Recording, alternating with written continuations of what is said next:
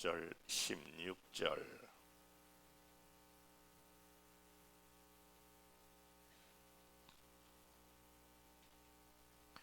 우리에게 있는 대제사장은 우리의 연약함을 동정하지 못하실 리가 아니요 모든 일에 우리와 똑같이 시험을 받으실 이로되 죄는 없으시니라. 그러므로 우리는 긍휼하심을 받고 때를 따라 돕는 은혜를 얻기 위하여 은혜의 보좌 앞에 담대히 나아갈 것이니라. 아멘. 이번 주 생명의 삶을 묵상하다 보니까 갈라디아서를 묵상하게 되었는데요. 갈라디아서에 큰 기둥이 두 개가 있는데 하나는 율법이라고 하는 것과 하나는 은혜라고 하는 기둥 두 가지를 생각할 수가 있습니다. 다른 말로 표현하면 우리 신앙생활이 율법적인 신앙생활과 은혜로 하는 신앙생활 두 가지가 있다라고 하는 것이지요. 율법이라고 하는 말은 무엇을 하라 무엇을 하지 말라라고 하는 거예요.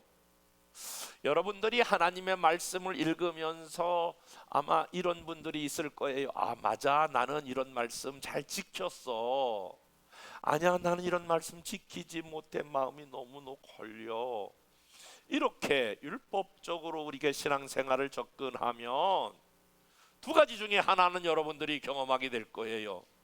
나는 하나님 말씀대로 잘 지켰어, 감사해.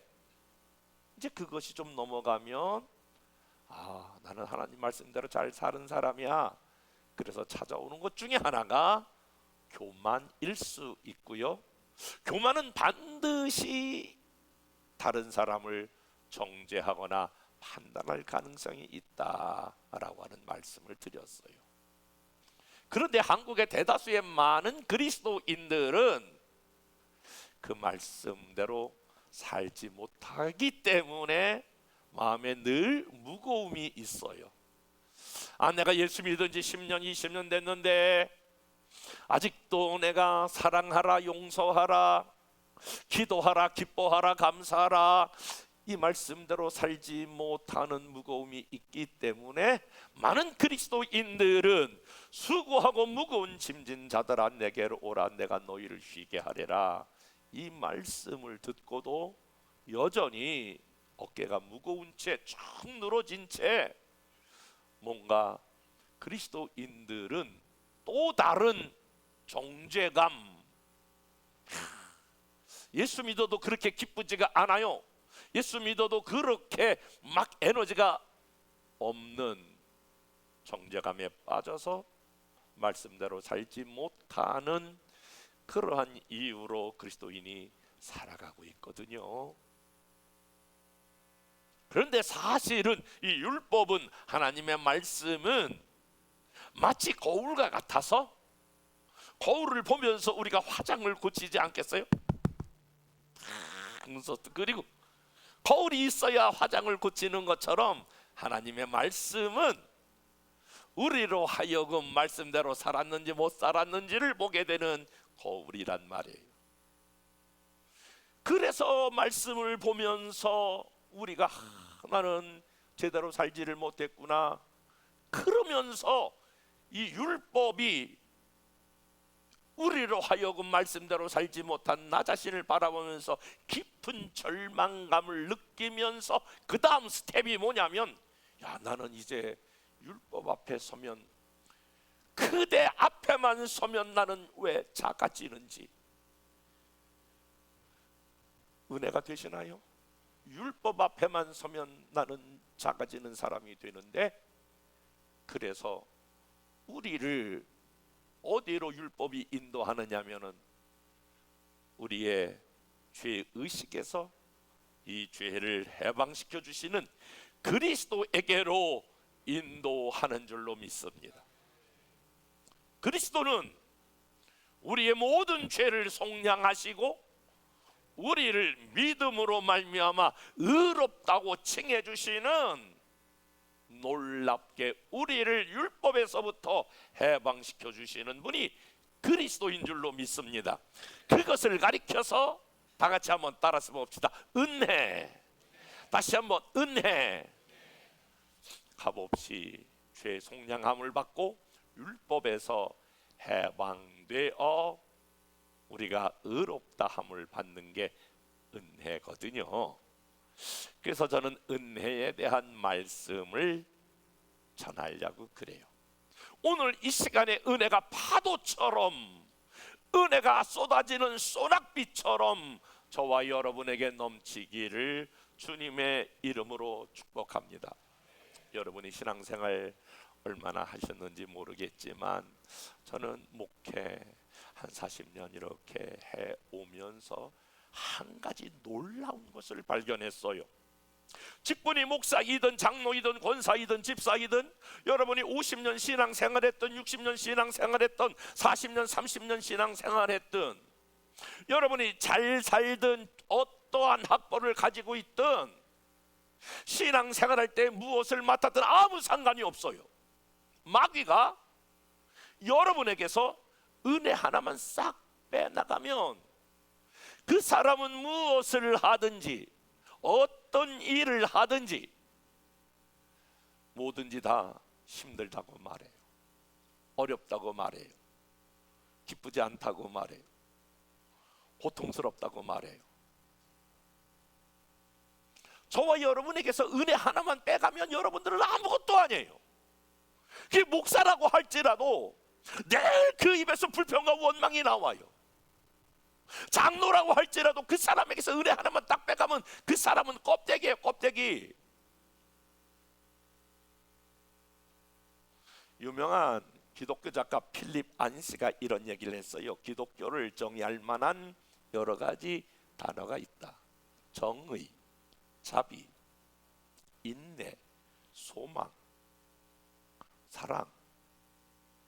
이 모든 것들은 일반적으로 들리지만 은혜라고 하는 단어를 들으면 아직도 내 가슴을 뭉클하게 하며 내 눈에서 눈물이 흘러내리게 하는 것은 은혜다.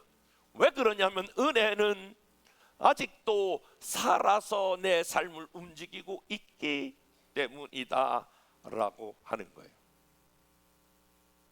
저는 목회하면서 가장 행복한 사람이 누구인가 봤더니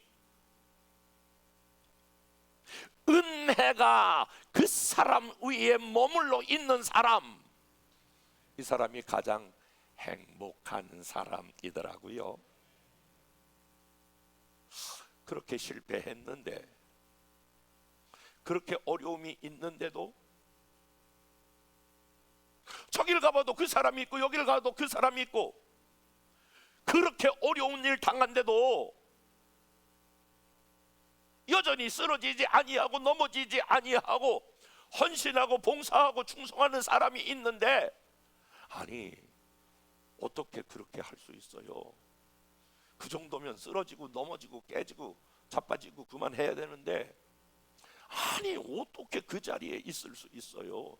그냥 그만하세요 라고 말하면, 아니에요 목사님, 나 이거 하나면 쓰러져요, 나 이거 하나면 나 끝나는 거예요. 그런데 그것을 하게 하는 그 동기가 뭐냐면 은혜예요. 그 사람에게서 은혜가 없어지면 그 사람은 벌써 존재할 수 있는 사람이 아니에요. 그러니까 간단해요. 여러분, 저와 여러분이 아무리 대단해도 은혜 빼가면, 마귀가 빼가면 여러분 아무것도 아니고, 아무리 어렵고 힘들어도 은혜가 있으면 그 사람은 어떠한 역경과 환난 속에서도 그 삶을 버텨내더라 라고 하는 거예요. 바울이 사랑하는 영적 아들 디모데에게 에베소 교회를 맡기면서 이런 유명한 얘기를 해요. 바울이 아무리 봐도 디모데가 그 에베소 교회를 감당할 수 없을 만큼 디모데는 연소해요. 나이가 어려요. 그리고 병약해요. 그런데 디모데에게, 디모데야, 너 내가 이 에베소 교회를 목회할 수 있는 비법 하나를 내가 가르쳐 줄게. 그러면서 그 비법을 소개해요. 그 말씀이 디모데 후서 2장 1절이에요. 다 같이 한번 읽어볼게요. 시작.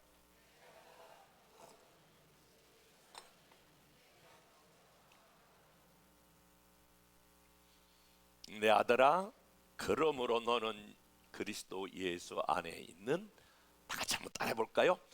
은혜 가운데 강하고, 다시 한번 은혜 가운데 강하고, Be strong in the grace. 영어 성경에 보니까 Be strong, 강해야 한다. In the grace, 은혜 안에서 강해야 한다. 은혜 안에서 강하면 너는 너의 모든 약점을 다 커버할 수 있는 게 은혜 안에서 강해지는 것이다. 여러분, 그런데 은혜는 두 가지가 있거든요. 첫 번째는 찾아오는 은혜가 있어요. 따라해 볼까요? 찾아오는 은혜. 찾아오는 은혜는, 아니야 안 해도 돼. 찾아오는 은혜는 어떤 은혜냐면은 구원하는 은혜예요. 여러분, 구원하는 은혜는 올림픽 가서 막 금메달 따려고 막 애를 쓰고 노력하고 어떤 공로를 세워서 얻는 은혜가 아니에요. 찾아오는 은혜, 구원의 은혜는 일방적 은혜예요. 어느 날 친구를 통해서 야 교회 가자, 교회 가야 돼. 내가 가기 싫은데 날 억지로 끌고 와요. 교회 와요. 어느 날 예수 그리스도를 영접해요. 하나님의 자녀가 되어 부모를 통해서, 이웃을 통하여, 다른 사람을 통하여 내가 아무 것이 한 것이 없는데, 어떻게 보면 세상에 살면서 죄만 가득 지었는데, 이런 사람 저런 사람, 이런 사람 저런 사람을 통하여 그냥 왔어요. 그리고 마음의 문을 열었어요. 내가 아무것도 한 것이 없는데, 하나님 앞에 보면 진노를 받아 저주를 받아 지옥 갈 사람이 뻔한데,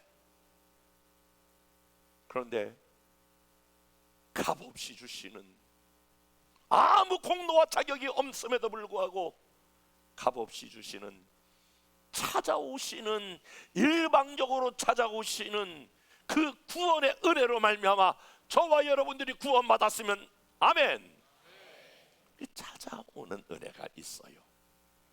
그런데 저와 여러분들이 구원받아 하나님의 자녀가 되었어요. 그런데 구원받은 하나님의 자녀가 살아가면서 여러분들에게는 구원받는 하나님의 자녀가 어려움이 없나요? 비가 온다고 비를 피할 수 있나요? 여러분들은 병이 안 걸리시나요? 여러분들에게는 자녀 문제가 없나요? 여러분들은 나쁜 일이 없고, 여러분들은 힘든 일이 없고, 저와 여러분들은 눈물 나는 일이 없고, 저와 여러분들은 괴로운 일이 없나요? 아니에요.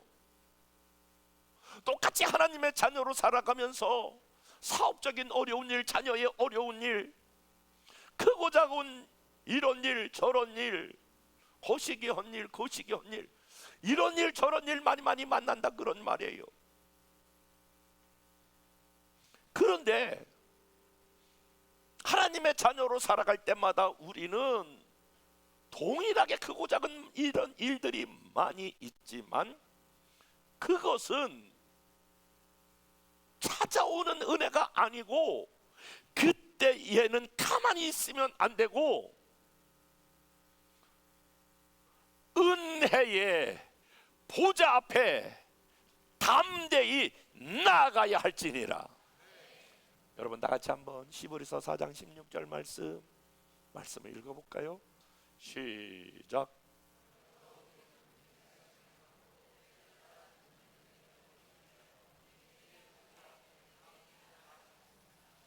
여러분, 때를 따라 돕는 은혜가 있다는 거예요. 때를 따라 돕는 은혜. 여러분, 이 때라고 하는 말은 언제일까요? 슬플 때가 있고, 눈물 흘릴 때가 있고, 괴로울 때가 있고, 아플 때가 있고, 힘들 때가 있고, 좌절할 때가 있고, 이럴 때가 있고, 저럴 때가 있고, 거시기 할 때가 있고, 그시기 할 때가 있고, 이럴 때 저럴 때 우리 인생에 다양한 모습이 있을 때에 중요한 것은 때를 따라 돕는 은혜. 이런 은혜는 가만히 있으면 안 되는 거예요. 찾아오는 은혜가 아니란 말이에요. 여러분이 집에 가만히 있으면 치킨과 피자가 오지 않잖아요. 아우, 내가 치킨 먹고 싶은데, 아우, 나는 피자가 먹고 싶은데. 나도 그랬지만 한 번도 그렇게 오는 치킨 피자는 한 번도 없어요. 어떻게 해야 돼요? 치킨 피자를 시켜야 되는 거예요.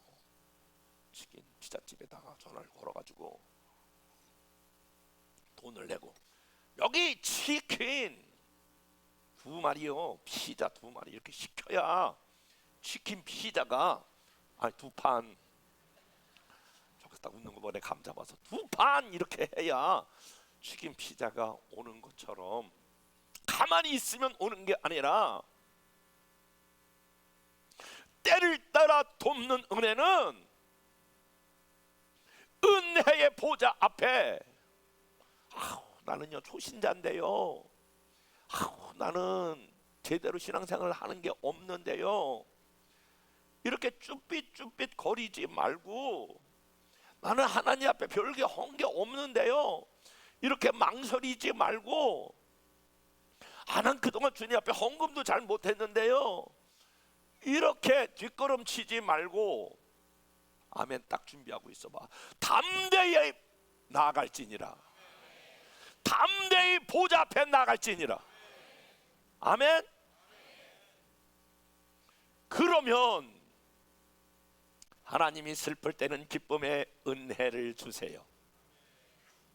아플 때는 치료의 은혜를 주시고, 외로울 때는 하나님이 위로의 은혜를 주시고, 어려울 때는 돕는 은혜를 주시고, 힘들 때는 이겨나갈 만한 은혜를 주시고, 길이 안 보일 때는 길을 열어주시는 은혜를 주시고, 눈물 흘릴 때는 눈물 닦아주시는 은혜를 주시고, 절망일 때는 소망의 은혜를 주시고, 배고플 때는 풍족한 은혜를 주시고, 이럴 때는 이런 은혜를 주시고, 저럴 때는 저런 은혜를 주시고.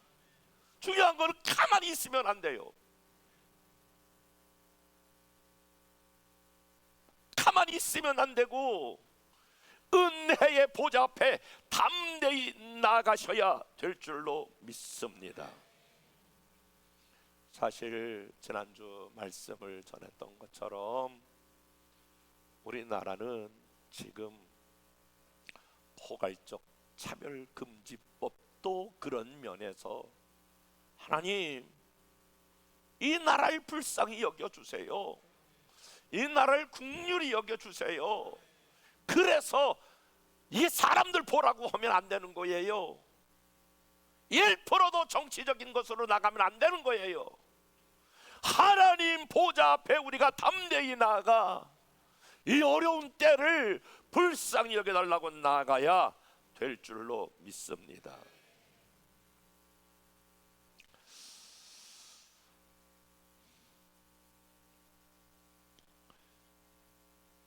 사람을 가만히 보면 하나님의 은혜가 늘 뒤따라 다니는 사람이 있어요. 여러분이 그런 사람 되기를 바래요. 하나님이 은혜가 뒤따라 다니는 사람 보면요, 어떤 사람이 은혜가 뒤따라 다니냐면요, 가만히 있는데 은혜가 뒤따르지 않고요, 원칙이 있어요. 늘 성경은 가만히 있는데 내가 은혜가 뒤따라간다 그렇지 아니하고, 하나님은 구하는 자에게 주시고, 찾는 자에게 하나님이 찾게 하시고, 문을 두드리는 자에게 열게 해주세요. 그가 아니면 다른 사람이 그를 위해서라도 그렇게 하는 자에게 반드시 열게 해 주실 줄로 믿습니다.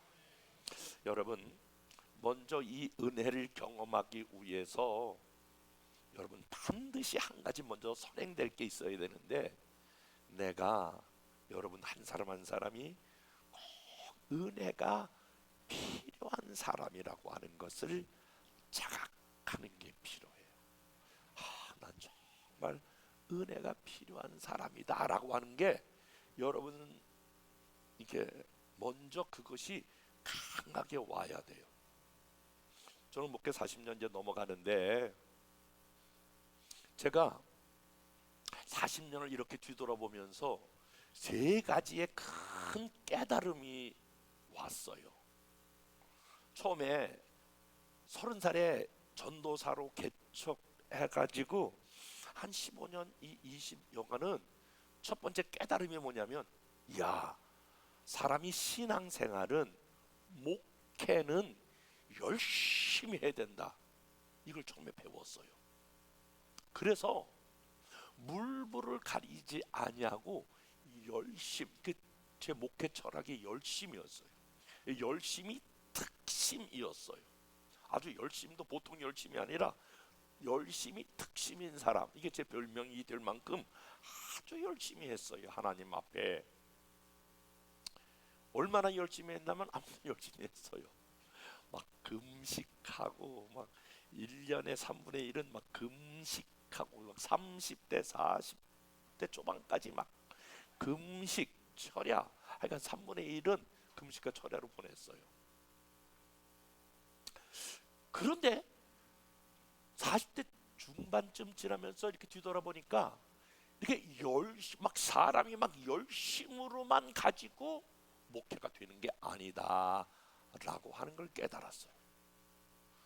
그러면 뭘로 되는 거지?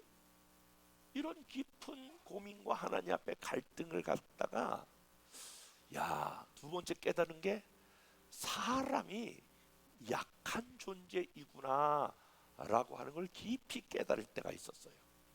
그것이 병원에 쓰러져서 병원에 가서 뇌수술 일보 직전에 가서, 사람이 아무것도 아니다, 한 방에 훅 하고 가는 게 인생이다. 지난주 목요일에 우리가 제가 성경 공부하는 팀에게 제가 이렇게 물어봤어요. 여러분, 만약에 오늘 밤에 그럴 일이 없어요. 여러분 안심하세요. 그럴 일이 없는데, 지난 목요일이에요. 여러분 절대로 그런 일이 없지만, 다시 한번요. 여러분 절대로 그런 일이 없습니다. 다시 한번, 제가 좀 약간 오버해서 말하지만, 여러분 절대로 그런 일이 없을 겁니다. 그런데 여러분, 오늘 밤에 하나님께서 당신의 생명을 부르신다면 당신은 천국 갈 수 있겠습니까? 근데 이거는 사실입니다. 그럴 수 있습니다. 한 명 내가 불러봤어요. 어떤 사람 쭈삐. 근데 여기 여러분 물어볼게요. 오늘 밤에 이름을 대볼까요? 진우야. 정진우 장로님. 정신을 바짝 차려. 오늘 밤에 이름을 누르면서, 여러분 김수미 배우 보세요. 얼마 전까지 막 간증하면서 최고 행복한 시간을 보내다가 바로 그냥 부르니까 가잖아요. 아무것도 아니에요. 그래서 천국 문 앞에 딱 섰을 때, 내가 너를 왜 천국에 들여보내야 되느냐? 대답을 해봐라. 그렇게 물으신다면 당신은 뭐라고 대답하겠습니까? 두 가지 질문을 제가 던졌어요. 인생이 별거 아니구나, 약하구나. 내가 그것을 깨달았습니다. 제가 인생이 별거 아니로구나, 인간은 아무것도 아니로구나, 그걸 10년 깨달았어요. 인간이 별거 아니로구나. 제가 10년 전서부터 깊게 깨닫고, 요즘은 구구절절히 깨달은 게 하나 있어요. 그게 뭔지 아세요? 그 찬양 부르면서도 막 눈물을 철철 흘리면서 부르는 찬양이 하나 있어.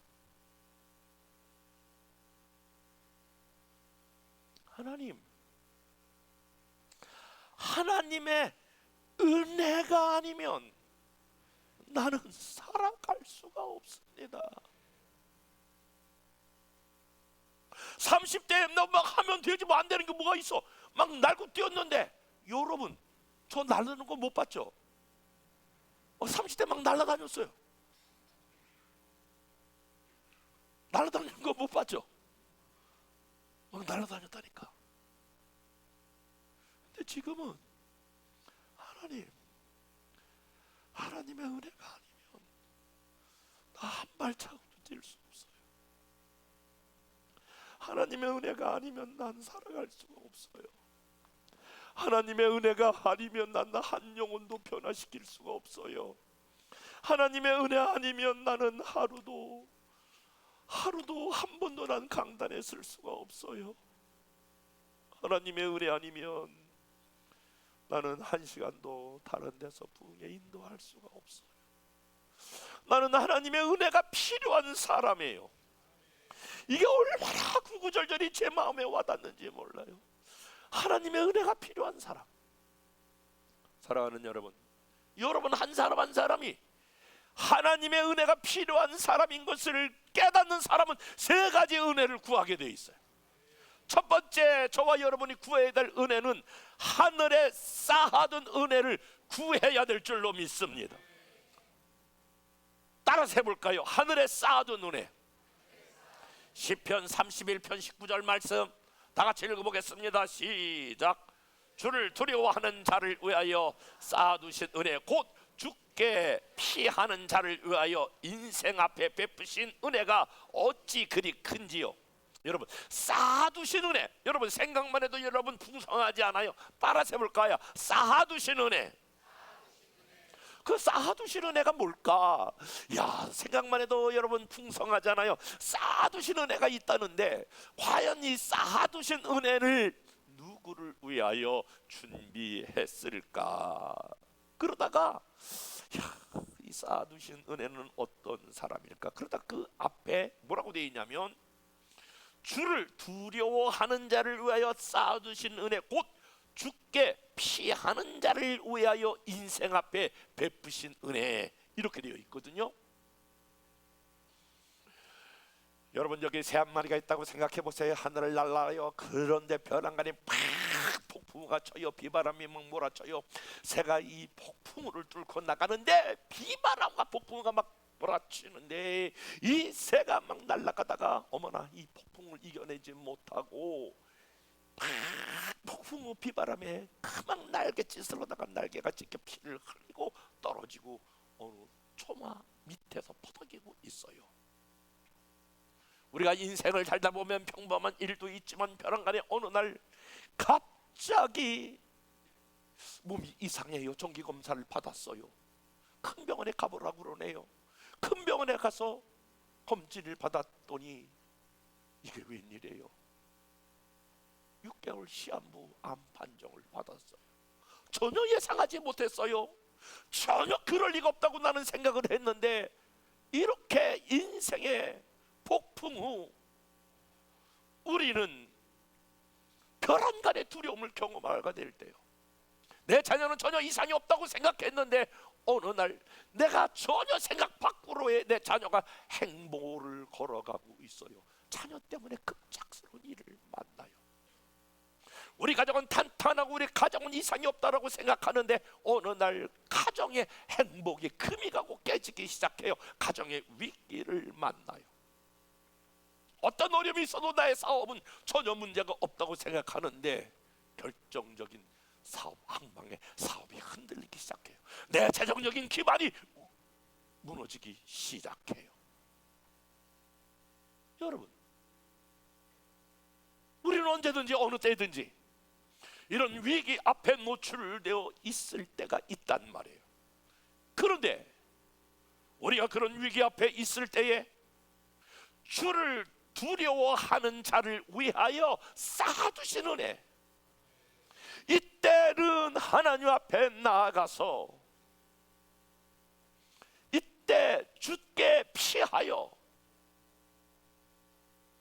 새 한 마리가 퍼득이다가 이런 조그만 초마 밑에 기어 들어가는 것처럼, 이때 하나님 앞에 나아가, 이런 때에는 하나님 앞에 주를 두려워하는 자를 위하여, 하나님, 내가 이 어려움을 피하기 위하여 하나님 앞에 이때를 위하여 쌓아두신 은혜가 있다고 하는 말씀을 들었습니다. 이 위기를 극복하게 해주세요. 이 위기를 넘기게 해주세요. 우리 가정의 어려움을 극복하게 해주세요. 우리 자녀의 문제를 해결하게 해주세요. 이때에 필요한 게 바로 뭐냐면 쌓아두신 은혜를 구하라고 하는 거예요. 하나님, 제가 이 은혜가 필요합니다. 나를 불쌍히 여겨주세요. 나를 긍휼히 여겨주세요. 잠언 8장 17절은 이렇게 말하고 있어요. 시작. 나를 사랑하는 자들이 나의 사랑을 입으면 나를 간절히 찾는 자가 나를 만날 것이다. 역대하 16장 9절 시작. 여호와의 눈은 온 땅을 두루 감찰하시며 전심으로 자기에게 향하는 자를 위하여 능력을 베푸시오. 이 말씀 중요하니까 다시 한번 읽어볼게요. 역대하 16장 9절 시작.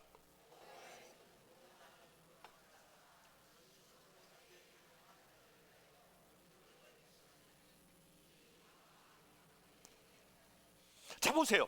여호와의 눈은 온 땅을 두루 이렇게 감찰하시면서 찾는데, 전심으로 자기에게 향하는 자, 전심으로 자기를 찾는 자를 위하여, 여러분 아멘 해보세요. 능력을 베푸시나니. 그러니까 위기 때를 맞아, 어려운 때를 맞아 하나님 앞에, 보좌 앞에 나아가서 하나님, 이때에 쌓아두신 은혜가 있다고 말씀하는 걸 내가 들었습니다. 이 쌓아두신 은혜를 주세요. 그러면 두루 살피다가 전심으로 자기에게 향하는 자에게, 아멘 준비해봐요, 능력을 베푸시나니. 여기 10사람이 모여 전심으로 하나님을 찾으면 10사람에게, 100사람이 모여 100사람이 전심으로 하나님을 찾으면 그 사람에게 능력을 베푸시는 거예요. 여기 10,000사람이 모여도 한 사람이 전심으로 하나님을 찾으면 하나님이 한 사람에게 능력을 베푸시는 거예요. 이어령 박사가 쓴 글 중에 이런 글이 있어요.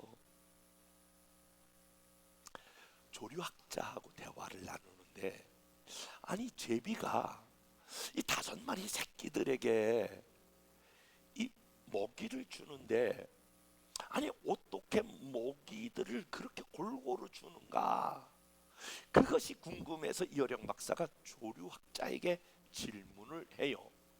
아니 학자님, 어떻게 이 먹이를 그렇게 골고루 다 세워서, 요번에는 첫째 놈, 요번에는 둘째 놈, 요번에는 셋째 놈, 이렇게 먹이를 줍니까? 그만큼 이 조류가, 새가 머리가 뛰어납니까? 그랬더니 그 조류학자가 허허 웃으면서, 아닙니다. 원래 조류는, 새는 여러분 그거 있잖아요, 새대가리라고. 첫 번째 요번에 먹이를 주고 날아가면서, 요번엔 두 번째, 요번엔 두 번째 놈이지.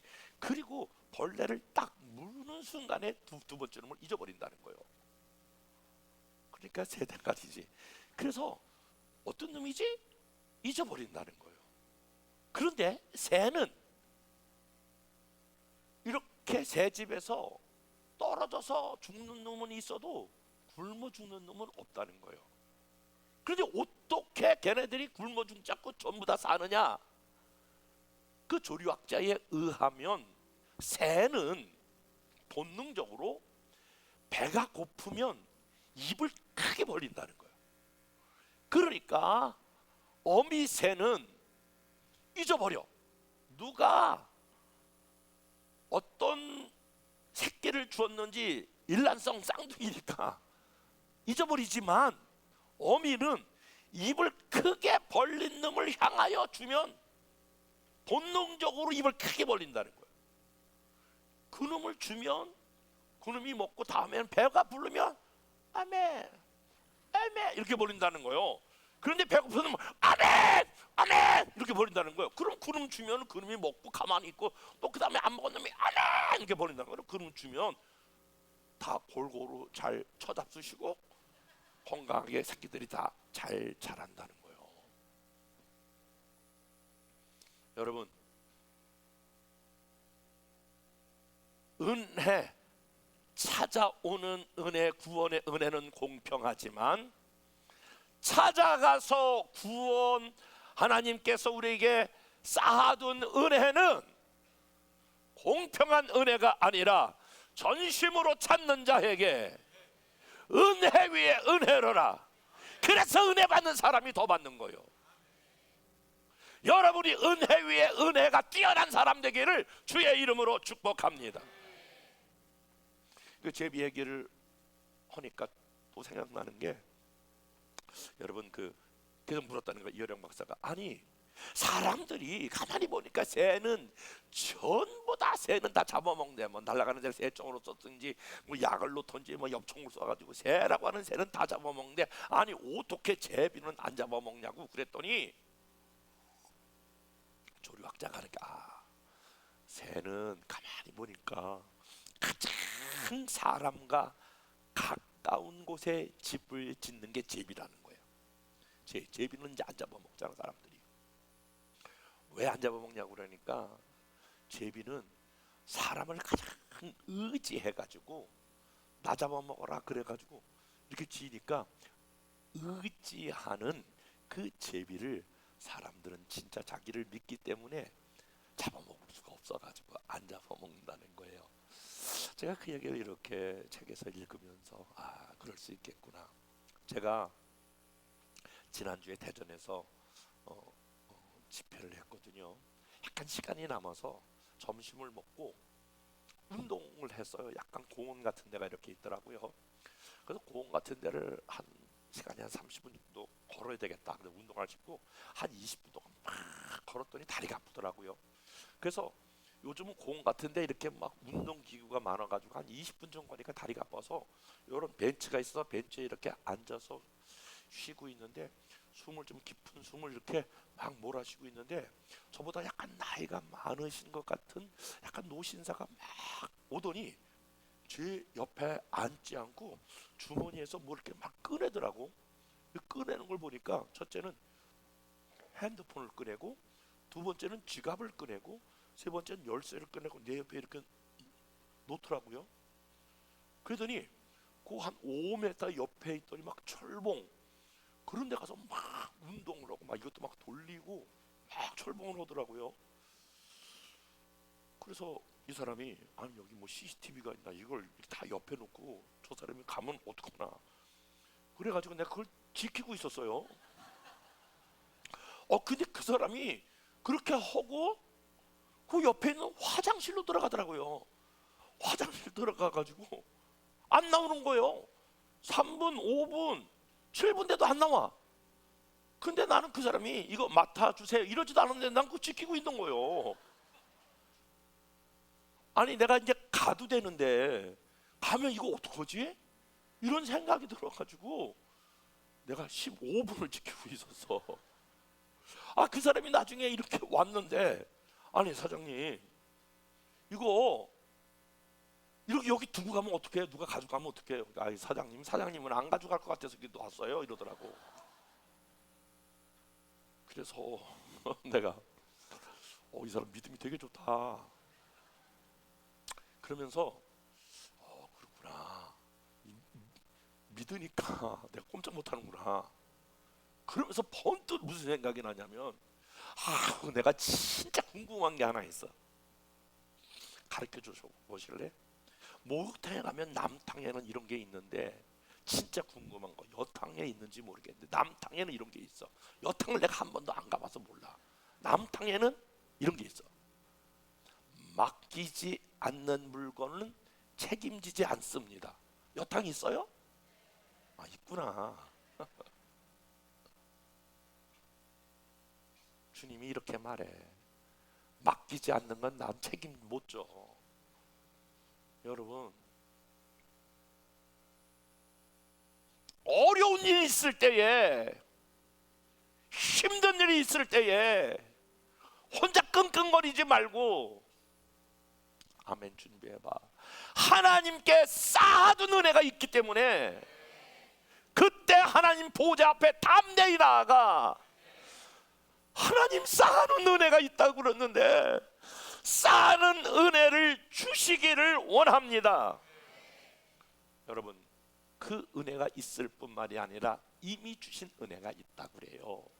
이미 주신 은혜, 따라서 해볼까? 이미 주신 은혜. 고린도후서 12장 9절 다 같이 한번 읽어볼게요. 시작. 이는 내 능력이 약한 데서 온전하여 짐이라 하신지라. 그러므로 도리어 크게 기뻐함으로 나의 여러 약한 것들에 대하여 자랑하리니 이는 그리스도의 능력이 내게 머물게 하려 함이라. 아멘. 여러분, 저도 마찬가지고 여러분 마찬가지야. 여러분이 예수 믿고 지금까지 오는 동안에 어떻게 그 위기를 넘겨오셨나요? 저도 40년 목회하면서 어떻게 그 위기를 넘어왔어요?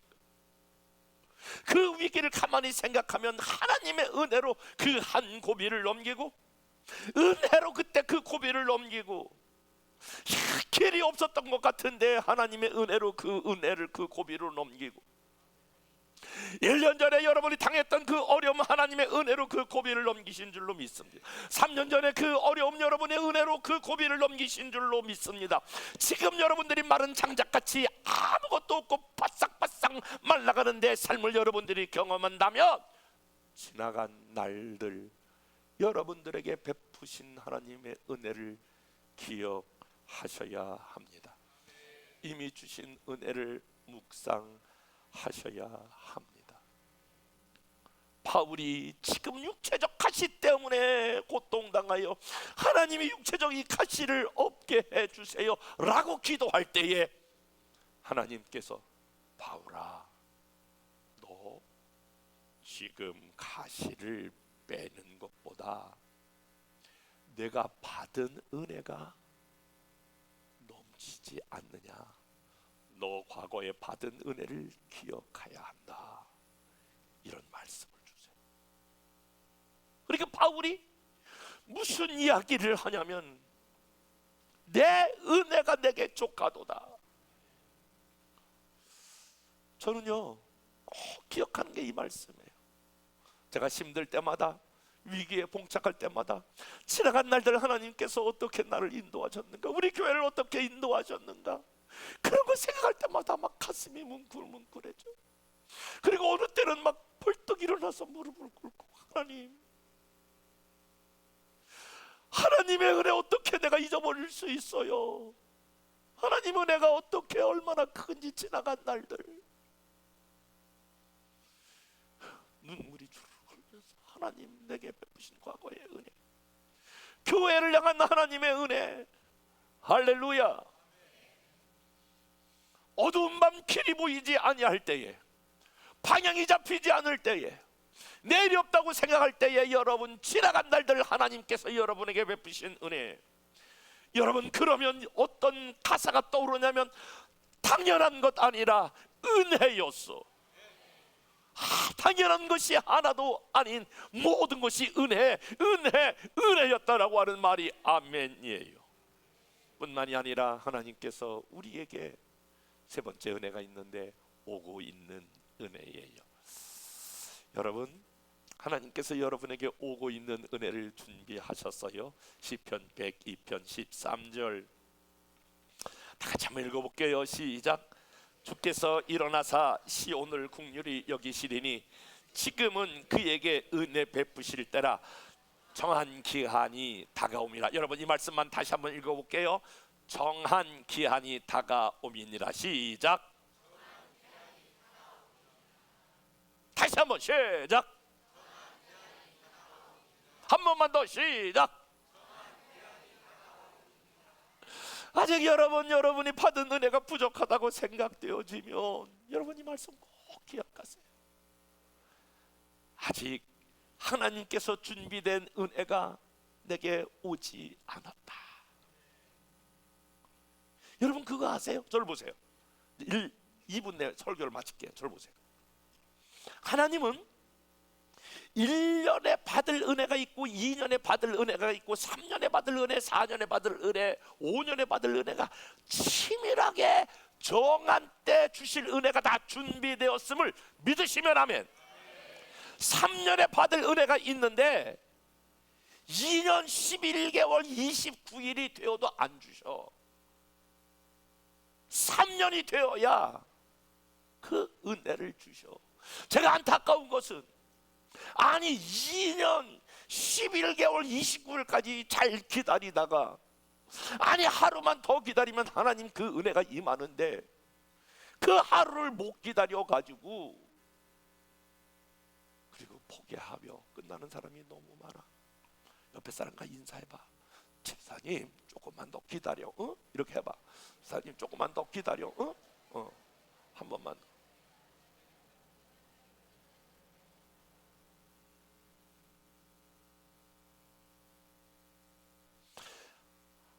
아직 못 받았다고 여러분 낙심하지 마시고 하나님이 정한 은혜가 있는데 그 정한 은혜를 받기까지 여러분이 믿음으로 기다리는 저와 여러분 되시기를 주님의 이름으로 축원합니다. 은혜와 사랑이 많으신 하나님,